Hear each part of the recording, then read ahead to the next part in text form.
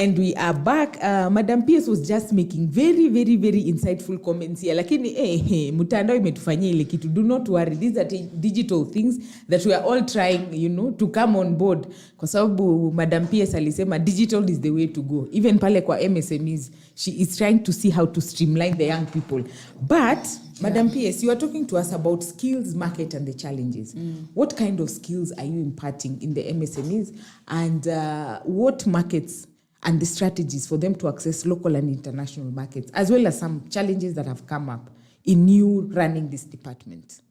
So capacity building is very essential in this course. We must make sure, and not just any other capacity, but we have to run a targeted capacity building that is informed by the prevailing market opportunities. In other words, we need to promote opportunity-driven entrepreneurship, where we begin by profiling opportunities in the market and coming back to now mobilizing and organize. Even mobilization itself is part of capacity building.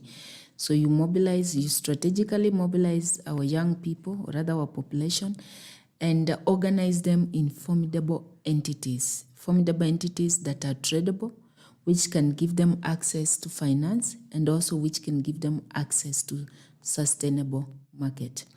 Because I'll tell you, in my state department, we also do trade fairs, and every year we usually mobilize MSMEs and expose them to the regional market of EAC. Right now we have a potential market of the whole, the larger East African region, with the coming on board of now Somali, and I know Djibouti also is in the pipeline.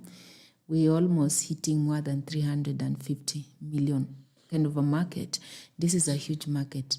So this year, for example, we'll be in South Sudan around October, and Kenya has always taken there a number of MSMEs showcasing different products in agribusiness, in tech space, in climate smart initiatives, and a lot of innovation crafts and stuff.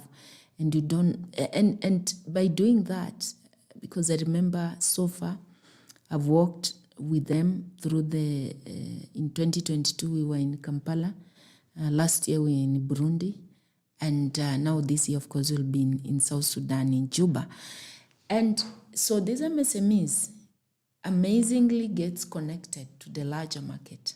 I know of a number of them who get now orders for exports within the continent and even outside. So such kind of exposure is part of also capacity building, exposing them to where will be the market. The other aspect of capacity building is to making sure that whichever products which they are producing then meet certain standards and quality which is desired in that particular market that we are capturing or we are focusing on. So there are certain standards, but and especially for our innovators, and for them now to standardize, because again you cannot just buy one piece. You need to come up with a piece that is well standardized to meet also the supply, the demands in the market.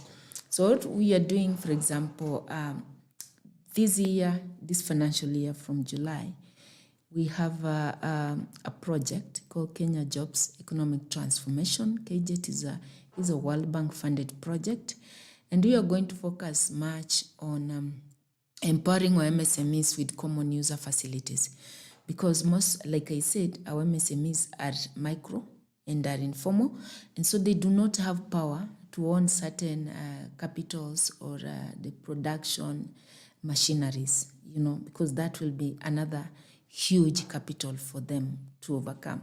So what we do is that now we have come up with a concept of common user.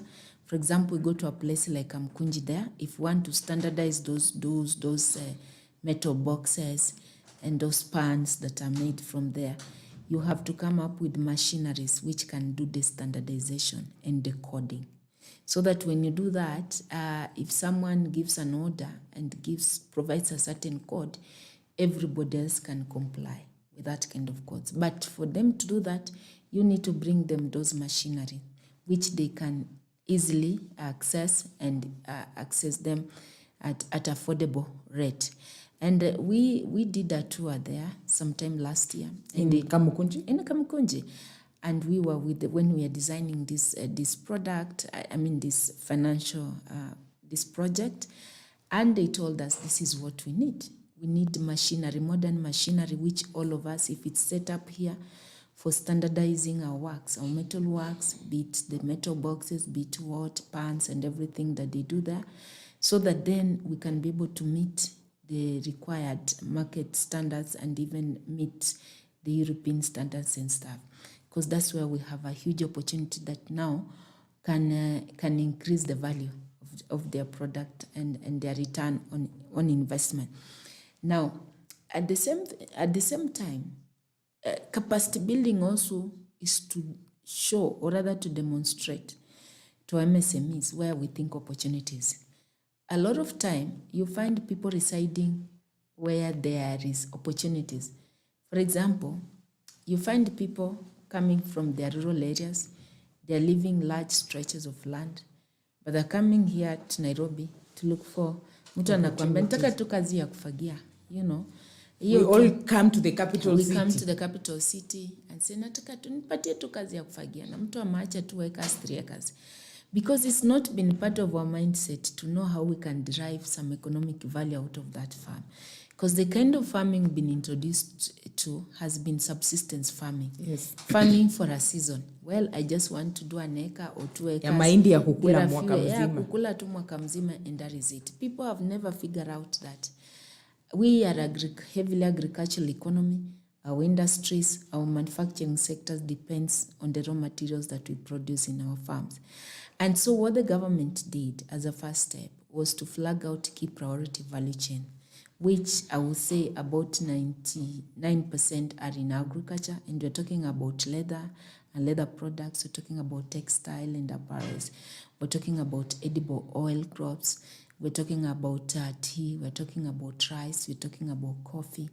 All these in the agriculture space, you find that value chains that can, if you look at Kenya and you map it out correctly, each and every corner of this country will have a piece at that value chain. So there are this unique potential of this value chain. So what we did is that now a subsector, or rather the State Department, is to try and now map out viable business points across those value chain. From the downstream, that is from the production from the farm, let me say, use the example of a farm, from that 1 acre or half an acre farm, up to the point when that food hits our table, you know, or our kitchens. And so how do you do that? A lot of processes takes place.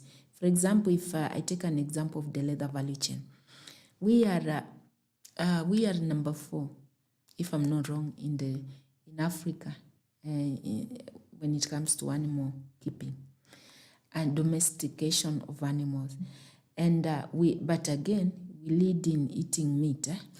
We are. It is meat. Part of our diet. It's part of my community, especially. We eat meat, lots of it, in fact. You know, we slaughter mbuzis and all that. But then now the challenge is at the recovery. We have private-owned tanneries which are operating at below the capacity, very much below the capacity. So we have an opportunity to do more. We have an opportunity, you know, to do more. But you know where the challenge has been on the recovery on these hides and skins. So out of the potentially 4 million skins that we realize every year, only half of it gets recovered and gets to go through the tanneries. So what do we do to the rest, Madam? So the rest now is to come up with a model, a business model that now will entice either young people within that space to now invest in the recovery, to ensure that no skin is thrown away. Is lost. Because each and every skin has got a value. If it hits the tanneries, if it hits the manufacturing plants, and it's, you know, if it hits the last, the upstream in terms of now the actual value addition and the shoes and the bags and everything that comes out. The leather sector, for example, if you look at the region, Ethiopia is really doing well and has really invested a lot in the leather. In fact, whenever you visit Addis Ababa, you will not be expected to leave Addis without getting a leather That is true. product. Yes. Because now, and it's because they're doing well on the recovery of all their skins. And I think we can even do much better than them. Can we incentivize? So these now young that's people? where we are.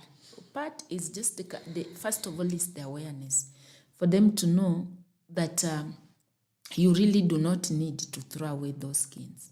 Those skins is money. There's value to it. And in terms of policy has been also how do we grade their pricing? Because I think what has been happening, and especially when the animal gets flayed in the homestead, what happens is that sometimes they don't see value into it. They don't see the efforts of taking up and drying it and salting it and only to be Madam given PS, huko low kwetu price. natumika kama mattress. So now I know still that one is a value add on it. So meaning there is a purpose for it. So what happens then? We want to build up an ecosystem around, let's say, abattoirs, like slaughterhouses there, and create a business out of this. Just even we can put together, for example, a bodabodas to be doing the logistics. So someone else can have like a association, and we start working on this because the government is really looking into this. We already opening up markets through Italy, and I have a close partnership with Italian development agency, and they're giving us a doorway to the European market and the high-end fashion. And Wow. Italy is very good when it comes to shoes High-end and fashion, stuff. yes. But again now, to make a business sense, we need to improve on production. And that's why as part of capacity building is first of all to create awareness that why that skin is very useful. And two is also to create awareness how we breathe our animals, why we need to take certain quality measures. skin also. The quality skins, Okay. the need for feeding them well, the need for them to be treated well. So you see, it's a whole It's a lot whole of, process. a process that we are doing. But first of all, is it possible to recover this half of the skins that almost close to 2 million that it's lost? Yes, it is possible. How do we do it? By putting up a structured way of doing it. In each, especially now, we prioritize the high-end areas like urban centers. We begin from there because that's where we have slaughterhouse. So around there, we entice young people who will just be doing collection, and then they're trained on the basics of the drying up. You will make sure they can access the basic treatment, primary treatment, the salting and stuff, and they package it well and they move it to tannery. So meaning we have to bring tannery, link them to tanneries, because again, they will not do all these efforts and then at the end of the day, they don't have somewhere to go.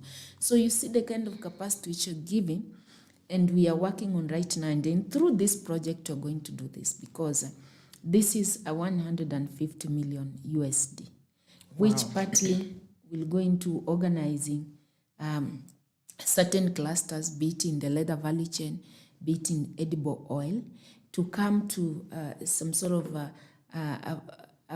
to achieve a formidable entity, which can be linked up to the off-taker. So in this case, to the manufacturer, wherever they are, so that you are assured of a guaranteed market. And once we have off-taker, for us to bring an off-take on board, what we are doing now is to work out also the pricing, because then the pricing also have to be attractive. Otherwise, and competitive. If they're not competitive, and you see, I have no reason to come. You have no reason to consider that kind of business line. So that's what we are doing. Secondly, we have, and that project is youth facing. because the beneficiaries, the ones we are targeting young people. So we are looking at the whole country. It's a project that we run through all the 47 counties. But the kind of common user facilities, the kind of funding, the kind of organization that will be achieved will be dependent on the unique value chains in each and every county. The other project that I have that is in the pipeline, and all this project has got a very strong bearing on the capacity building also. And they're somehow, the way we designed them, they're more deliberate. It's not us waiting for the people to come to us and say, I have this business idea. It's go to the people. We go to the people and tell them, where you reside, there is a gold. Where you reside, there is minerals. Where you reside, you can do this kind of business. And believe you me, because we know there is a market here.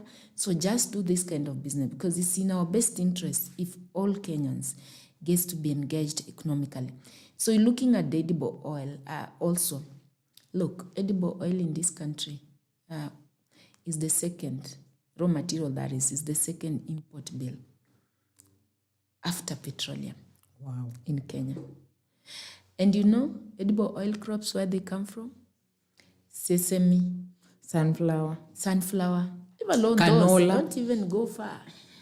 Go to groundnuts. Yeah. Oh, actually, I mean, those things that even our shosho can do them.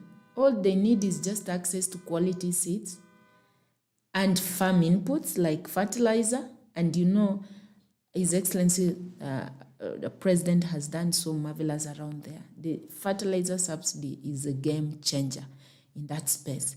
It's not just on maize alone. It is also on cash crops like those ones and the new cash crops that we are promoting.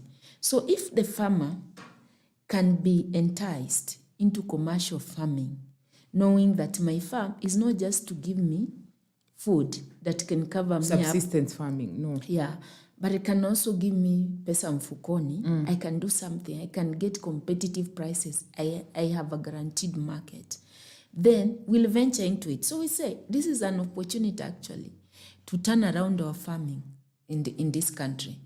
Edible oil, you will have farmers participating in the coastal region. You'll have farmers participating in the eastern region. You have farmers in western region participating in it. You have farmers in Nyanza region participating in it. Because again, with it, you can do even small scale. Any region that is doing cereals, for example, is doing maize farming, can still do edible oil. And imagine if we increase the local production so that our local manufacturers, they don't need to import from Indonesia palm oil, to import from those other countries. We then would have created a market at the grassroots level. And many countries which have done well, for example, have invested in cottage industry. And so this is an opportunity we want to invest in cottage industry so that even for local consumption first. So if we can have groups, these women groups, because they plant groundnuts, they plant, all these crops are planted at that level. Being aggregated, come together, you aggregated to groups, either at ward level or in villages, and you come together and you make sure you designate either 1 acre, 2 acres, or half an acre, whichever piece of land you have. And then you can access the subsidized fertilizer, and you can access also the right quality seeds. And then once you have produced, as we begin to gauge the production levels, we also try to see if we can give you common user facilities like the cold presser, so that you start pressing at household level, at cottage industry level, for your own kitchen. So you have reduced your expenditure in your house. Yeah, you'll have reduced. So because, and this is what I used to do, my grandmother doing, we'll use the sesame, we'll smash the sesame or even the groundnuts and put in the kunde and put in mboga. That's how, because they could never get, the oil probably they don't have money to buy it and stuff. So they will smash and put it. And it's healthier. It's healthier. And we're just going back there and saying, if I can smash that, we would have reduced the import bill. and we'll be growing our local manufacturing sector. Because even if it's a group of women doing this semi-processing level, and then we get these local manufacturers, the like of Bidco and stuff, to come and take the semi-processed one. That lady in the village, that young person who is doing the logistic, the border, everybody will have a market. There's a whole value chain and everybody it's benefits. A value chain. So we are doing those kind. So the kind of capacity building is to give you the appropriate skills that you need. First of all, to help you understand the potentials around you. Then work out a market for you. So we're going to invest a lot at developing markets in every space. Wow. And we have already flagged out those key priority value chain. You've heard us talk about affordable housing. You've heard our president being at the front line to do groundbreaking of affordable housing. Matches is providing us with decent living, decent housing. And this has been something that we had postponed. But again, looking at it, we see the opportunity of creating jobs in two ways. One, by also by creating opportunity for the offtake of our laborers, like from technical colleges, vocational training centers, our TVETs and stuff. Because we cannot be training if we don't have a market. To take them where, So you're training to take them. And when that conversation started during last year's finance bill and everybody was coming up with their manner of explanation, some of them say, okay, so I had a conversation with some of our MPs and I told them, look, on one side you're asking for the TVETs, brick and mortar. You love it. I mean, they're the most beautiful buildings in our constituencies across the country, the TVETs. Very good. Well done, and with facilities. Well done. But my question is, so where is the job pipeline? For these people who are coming out of these institutions. There. And since we are in need of housing, it's been one of those pressure points that we've had as a country. We have a fast-growing population. We have urban centers which growing very high. We have in fact, every year we're having an increase in rural to urban migration is on the rise. But where do they go? Where do they settle? Informal settlements. We're having our Gen Z today who are in a space and they're able to see how life is in other economies. They're able to tell how life is in Far East, in Middle East, in North America, in South America, and compare. They are seeing it in seconds. They can see it on their phones. So you will not tell me that our agency today and our alpha that will come will want to stay in Kibera where there are no those amenities, where there are no toilets, where there are no. So we need also to move with them, to move with the world as it moves. So this is a commitment that we just had to do. We just had to take the bull by its horn and create more jobs. And you see people are saying, okay, kazi za mjengo. What people do not know, for a mjengo to be designed by engineers, we are taking our kids and we are happy, always helping them to select those high-end technical courses. Like I need my child to be an engineer, to be an architect, to be what, all those. But the question, where is the industry? Where is the job market? So as a government, it is us to create, and since we have a need, we felt when we invest in this sector, we are going to, to create opportunities for our young people, both from university and also from the TVETs. But at the same time, we've also had fundis there. They might have dropped out of school. Some never even went to school, but they've been learning on job. But how do we enhance their skills so that to meet the desires of the current market? Part of capacity building we are planning in that sector is to upskilling. We, for example, we are working closely with the German government, and they've given me 3 billion for Center for Entrepreneurship. Now, Center for Entrepreneurship is to upskill our young people with certain special or targeted skill sets which are needed in the job market. And I know since these affordable housing are being made for Kenyans, Kenyans also love things which of quality, of high standards. I mean fashion. They love what is trending. Good things. Good things. We love good things. So we are saying, I know, and many of them are walking around. And by the let me tell you, because of technology, many Kenyans have toured the world. It's true. And our young people, and more so the alpha, forget about even Gen Zs, alphas have toured this world.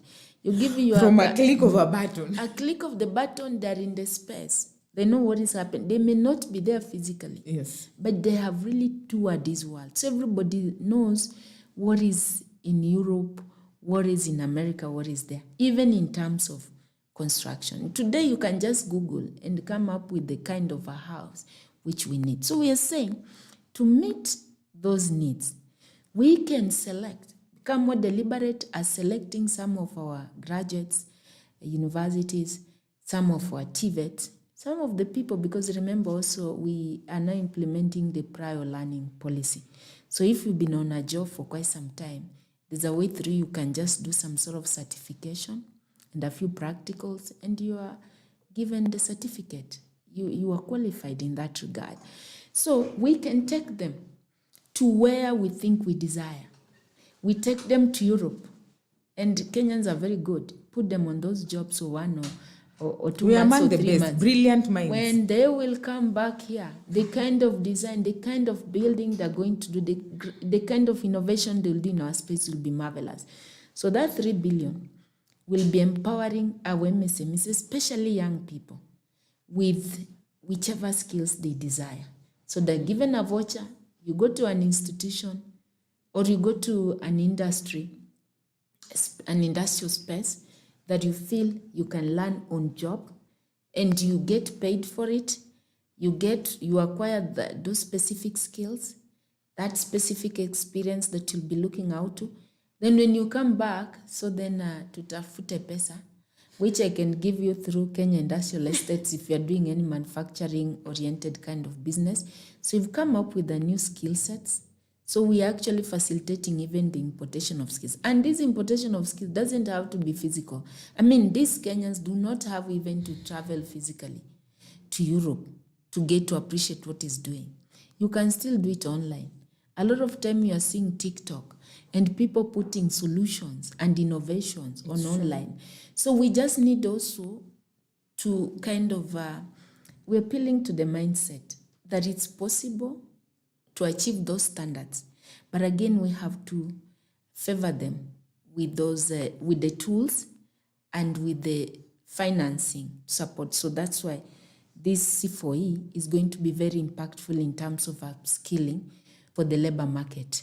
Now, for example, now we have another key project is the labor export. We right now, last week I was talking to the PS for labor.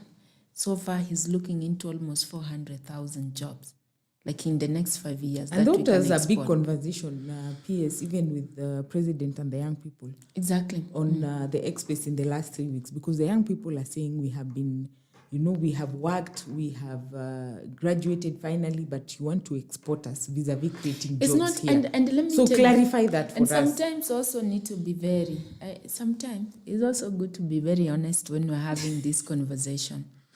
First of all, like I've said, our population, especially our young population, has toured around the world. Digitally. Just from a click of a button. If you see the kind of traffic that is at the passport, the immigration office, you'll appreciate. People want to leave. People, not that they really want to leave, but they want those opportunities. And there is nothing wrong to go say then become an expatriate. There is nothing wrong. That's how we also get to increase our foreign exchange. And number one, foreign exchange, Anna, is what we get from the diaspora, workers in the diaspora. The diaspora remittance is the leading one, who are there and then they come and invest home. And you are not sending forever. For example, on these skills enhancement and some sort of just being in an environment where you can get, because this is what Asian Tigers did. when they were sending students, because that's how you transfer knowledge and skills, to US and to other countries in Europe. They went there, they get facilitated, they learn, and they come back with skills, and they get supported to invest in the economy. And we do not live in an isolated kind of world. We live in a global village where you can work in the US, earn in dollars, but from a village there in Coast or in Northeastern. And that's how also the government has invested and is investing in technology, in the internet, what we are calling the superhighways, aiming at least in the next 5 years or so, having been put up almost 100,000 kilometers of internet, so that then internet becomes our common infrastructure. It becomes our highway. Cheap, accessible. Yeah, accessible, so that if you are, let's say, you are a lady there in the village, you are doing oranges, you can easily connect with the market. You can start selling your oranges in the farm maybe 2 months before they mature, before harvesting. Can take a picture, show it on a digital e-commerce platform, and then start getting orders. This is what happens across the, we are in a tech world, we are in a tech space. So even those labor export, some opportunities are digital. You don't need to go there physically, but you'll be paid through dollars. I know so many young people in learning institutions, some of them who are my friends, some who have graduated as engineers, and they have said, no, we ain't taking that. I'm not gonna go to work in the construction. People are finding space cyber, and they haven't created jobs for other people, and they're just doing online jobs. So we just needed to regularize, galvanize, because that's also some sort of it's some sort of consultancy, which they need also to get competitive. And it's only the government which can protect you and enable you also get competitive pricing from that. So I know there are people who are saying, we don't want to go outside, but what I want to appeal to them, that let's also just be honest. It is not the government alone which will create jobs. We are partners in this. And development can only thrive when the led and the leaders get into a partnership. That is true. We will create a conducive environment like we are doing with all this intervention. And at any given time, if we see a failure, we will come in to intervene. But what we need them to do is that also to take up these opportunities. Madam PS, I know we have eaten into a lot of the time that you had given us today, but one last question before we go. Because the cost of doing business in this country, I'm not even going to talk about the cost. MSMEs, by and large, are done by young people. There's a lot of licensing that goes before I can open even my small shop as a trader or a service provider. And multiple licenses are required from us sometimes, which add up to the cost. As a young person who I want to do business, nikiangalia tu hiyo cost hata nachoka before I start. So what can we also do to cut on some of these costs that come as a result of when you want to open a business? So what can you do to cut on the cost? Yeah. First and foremost, even as government, how can you put together all these licenses? Maybe 1 or 2, I pay for that because I don't need to pay so many. I think we've started doing that. And take an example of Nairobi County. The other day, the governor announced a single business permit license. Licensing regime, which is very good, so that you don't have to do... Because the bureaucracies... First of all, I agree. And that was just to address the bureaucracies involved in applying and accessing each and every license, which is time-consuming and very much energy-draining. And of course, resources also. So we put up, because what you said is that if at all we are encouraging our population to create their jobs, then we must make entry into business become so easy, become very smooth. We must break down all these bureaucracies. But again, also, I think that path we started in 2013 with the coming of the Huduma centers. Yes. Because what Huduma centers did, then it put all government Everyone services under one together. house. But again, we have now advanced through the eCitizen today. So right now, we have onboarded most of the government services to eCitizen. Even within my own sector, Wezo Fund is onboarded on eCitizen. Micro Small Enterprise Authority that does registration of MSAs is also onboarded there. We are working out the last bit to onboard the Hustler Fund there. The Youth Fund, I think, is in that pipeline as well. Kenya Industrial Estate we also finalizing on the last bit of infrastructure to integrate the system there. And most of this revolving fund, the challenge was just there. Otherwise, by now, would have gone live on eCitizen, because when the money comes in, immediately someone else Takes it out. So you see, we're still working out with the eCitizen to see how we will effect that. Because it's not that money comes in, again, if the turnaround period is long, then it means another customer who wants it will miss who is out. queuing will miss out. So those are some of the things that we are still having conversation as we craft out that system to be integrated. So that's the digitalization of certain kind of services, and especially when it comes to licensing, business registration, and putting them together in one portal. I think is one way also of killing those bureaucracies. However, the conversation on which licenses, on which permits, I think that's now a conversation that we are delving in. Because some of those permits, we need to collapse them so that we give it easier.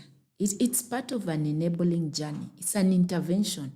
Because we said we don't have, civil service does not have Any jobs to give to yeah, young people. To give to young people. We need even, and this is some of the proposal which you are putting forward, that we start onboarding young people while they're still learning. We start coming up with a study and work program so that their mindset then starts being shaped towards that direction, that during my free space, there's something which I can do to earn a pay, A living, or a living out of it. And with our curriculum, and especially picking like university or even college, you find in between lesson you have times. You have time. Weekends you can probably do also something. have times.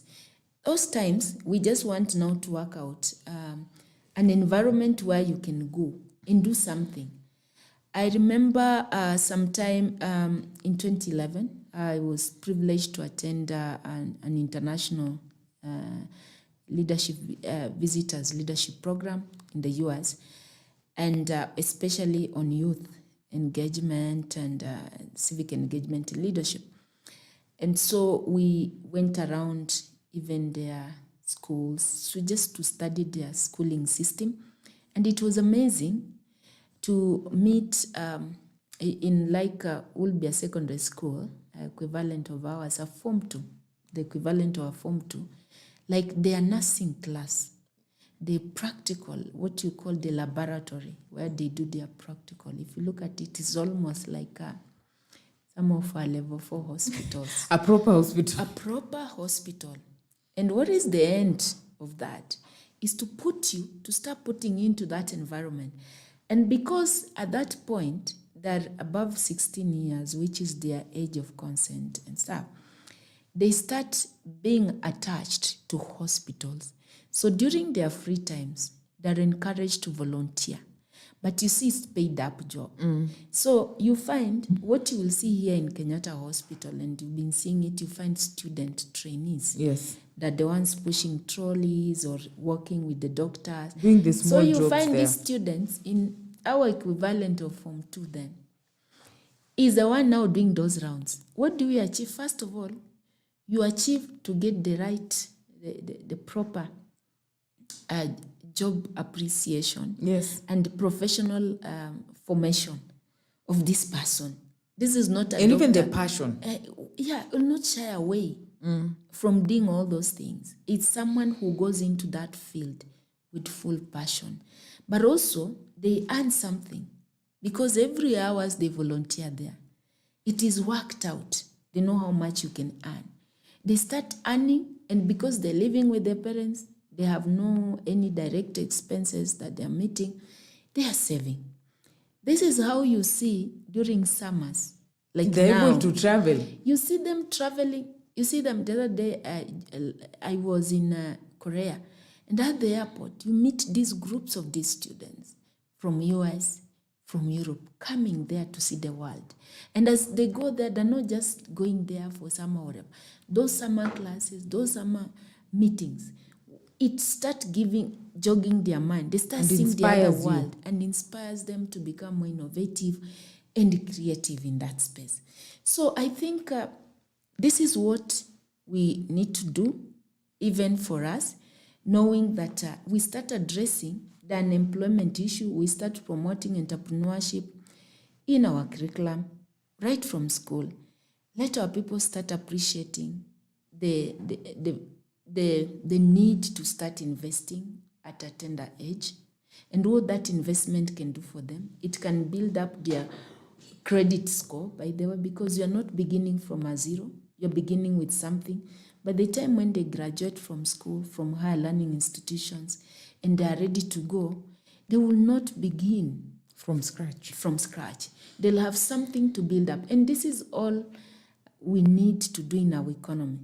And again, also, probably, lastly, as we move towards the end, this conversation is very good and we need to keep on having it. A lot of them, So we yes, want and you to will take come it back now. We after want- some time. We want to take it to those spaces, and I will be happy we work together with the media houses, and we see how we can take this to the spaces where young people are. Take it to colleges, take it to TVETs, take it to marketplaces where we think we can get these young people. Take it to school.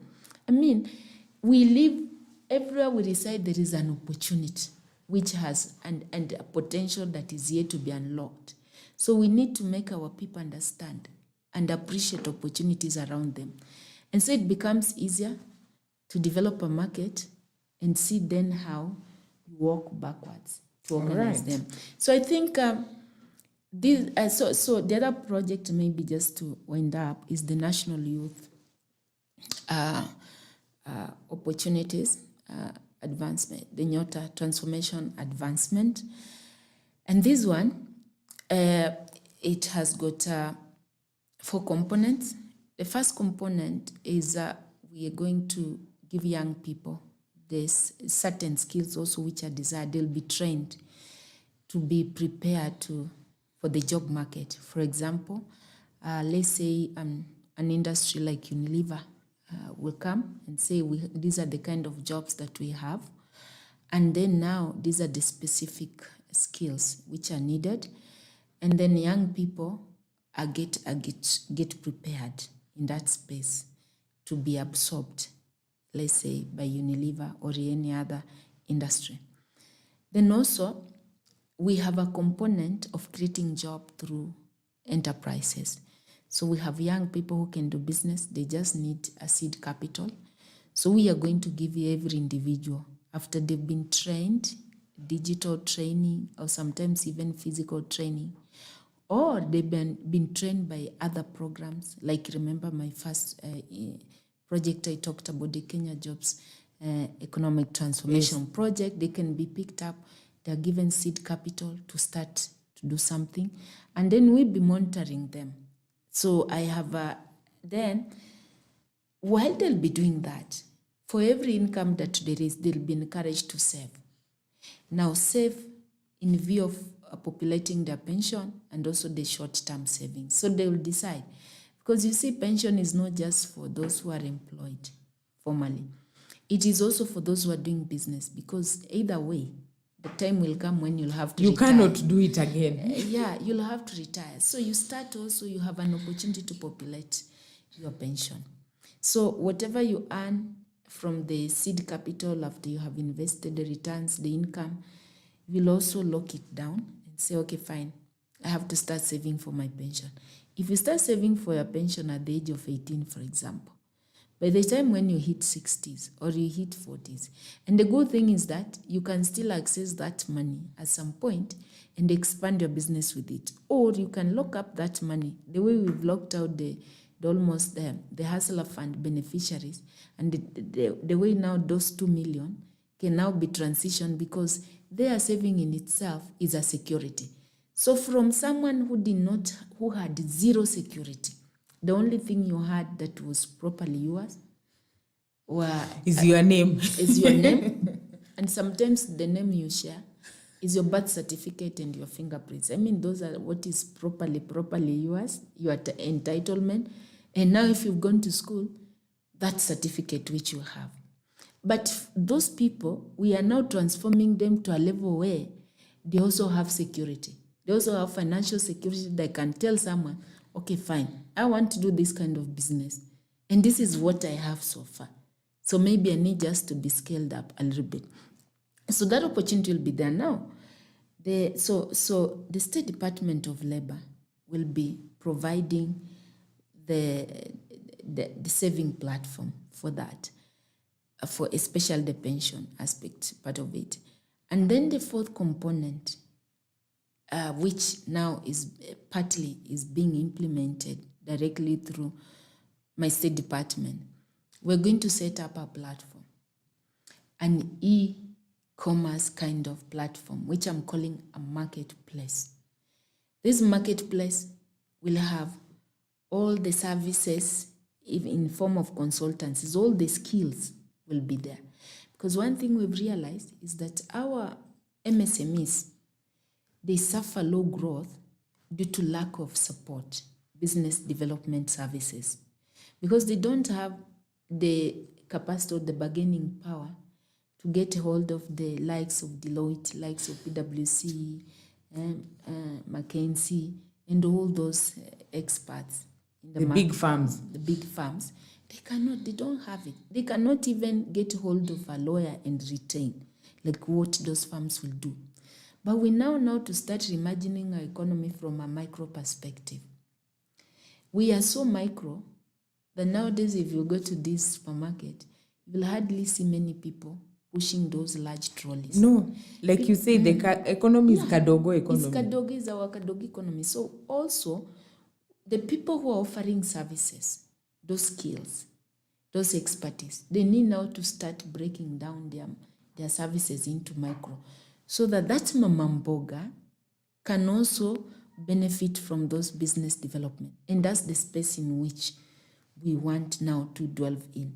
So we are thinking we can achieve this easily and create a huge impact across the country if we came up with a digital platform where you can get everything, so that we can grow the businesses, get to develop the businesses.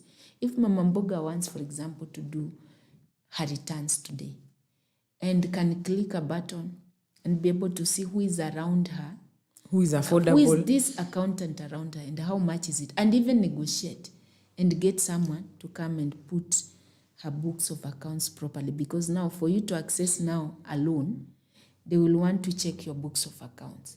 So you can quickly even get a student who is studying accounts to come and fix it for you. Some people can even do this on phone and tell you, hey, can you give me those? Okay, jana uliuza ngapi, juzi uliuza ngapi, hii month uliuza ngapi, umetoa ngapi, and be able to help you work out. Businesses must be supported beyond access to financing. A lot of MSME do not grow because they cannot afford the business development and growth services. So we are looking into that space, and that space alone will create jobs for young people also who are even still in college, for young people who are outside there. You can be able not to enterprise your skills. And in fact, as our goal is to make sure that there is no Kenyan, especially those who are of consent, age 18 years and above, who is not making use of his or her times well. We need to enterprise all our spaces in which we belong. This means we have to provide them with entry tools. We're also discussing right now how to enterprise the tech space. that is right now becoming more prominent. And I want to thank the Gen Zs. Kenya is a very, very good country in terms of channeling out innovative solutions. We are the leader when it comes to mobile money technology. Silicon Savannah, we are. We are now against, have made history again. The 3 weeks ago, again being a leader for staging X-Space rallies. It's that true. You can stage No tech president rallies. has ever come to a rally in the and world. Our president again has made history for carrying out a successful rally on the space. So when it comes to technology, if it cannot happen in Kenya, it cannot happen anywhere else. The people can protest online. The people can have rally online. The people can get solutions. So equally, we can create jobs and make meet money out our of needs money. and make money. And I know people right now are coming up with suggestions. We need to relook at Kazi Mtaani. And I've told them, we look at Kazi Mtaani. But Mtaani also means tech space. So probably instead of giving, and we have to segment young people because they're not homogeneous. They are not. And make sure that those who their mtaa is in the space, they are tools. They don't need wheelbarrows. Probably they will need the laptops. They will need the smartphones. So how do we make smartphones become more affordable? How do we make sure data is affordable? Data is affordable. How can we come up with the affordable laptops and even make it probably part of the higher education loan that can be advanced to these young people to pay over a period of time so that you have tools. All you need to do is to dispense your already acquired knowledge and enterprise it and start earning even as you are learning. So I think this has been like a reminder. I keep on saying it's just a reminder on what is happening, on the potential that we have.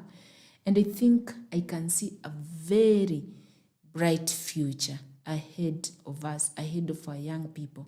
And I can see young people who are willing to take it all and our young people who are willing to delve into this space and be active participants in our economy. All right. That has been Susan Mangeni. Hey, PS, you have dispensed knowledge. Don't worry if you missed this part of the segment. We are going to upload it to the Mtaani of the young people that is on our YouTube and Facebook pages so that you can go back and watch and look for the opportunities because Madam PS today here has given us so many opportunities, especially in the last few minutes of the segment of the things that she's about to do or is already doing in her state department. And hers is one that is very, very vital for our economy to grow and also for us to have to earn a living and to make something out of our lives from what she called MSMEs, that is the micro, small and medium enterprise development. She said, in fact, the key word has to be development because what else are you doing there?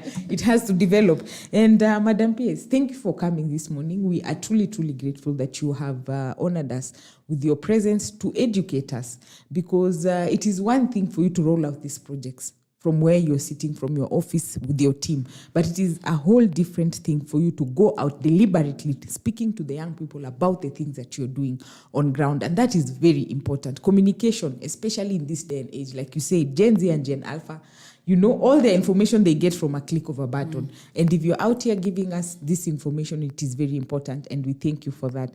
And Madam PS, unajua, kuna mtu wao alikuwa mwalimu wangu. So I hope I have made my teacher proud. Yeah, I think you did. She has to call me and tell me I made her proud. So thank you for coming. We wish you all the best. We will also be looking out for what you're doing as the tackle here. We will try and put forward the good things that are coming out of your office because I know they're important for our young people. I have been your host on Common Sense, Chepkoech Toet. And today, this morning, we've had PS Susan Mangeni joining us. Thank you. Have a blessed day. Thank you, too.